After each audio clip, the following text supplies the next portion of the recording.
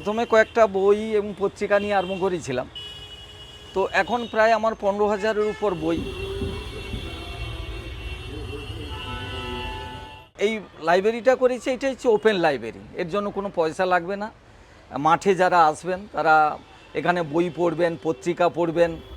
পুরো মাঠটা sound system করা আছে।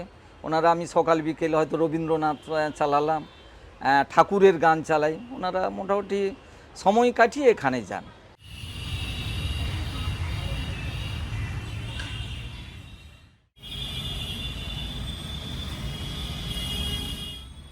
দক্ষিণ 24 পরগনা। তো সেখানে একটা প্রত্যন্ত গ্রাম আছে লক্ষ্মীপুর, সেখানে আমি পড়াশোনা করেছি। ছোটোবেলা থেকে আমি ওখানেই মানুষ হয়েছি। তো মাধ্যমিক পাস করেছি ওখান থেকে, তারপর আর আমি পড়াশোনা করতে পারিনি।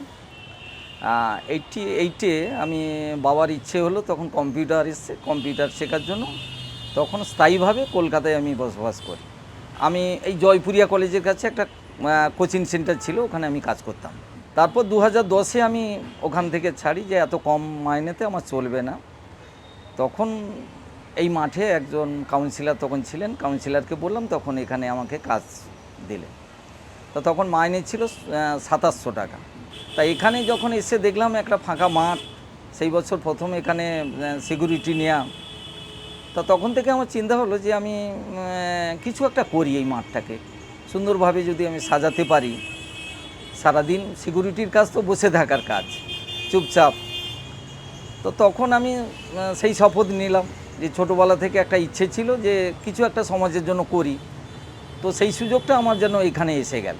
তো সেই চিন্তা ভাবনা নিয়ে কিছু প্রথমে বই পত্রিকা রাখার চেষ্টা করলাম।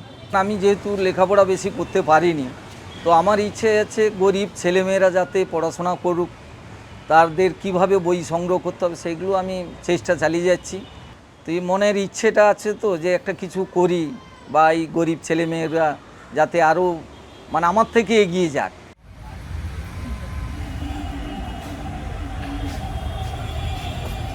ছোটোবেলা থেকে তো অনেক কষ্ট করে মানুষ হয়েছি, হয়তো পড়াশোনাটা আমি এত দূর করতে পারিনি, কিন্তু ইচ্ছে আছে যে আমি এই পড়াশোনা না করেও আমি এর মধ্যে, বইয়ের মধ্যে থেকে যাই সারাটা জীবন।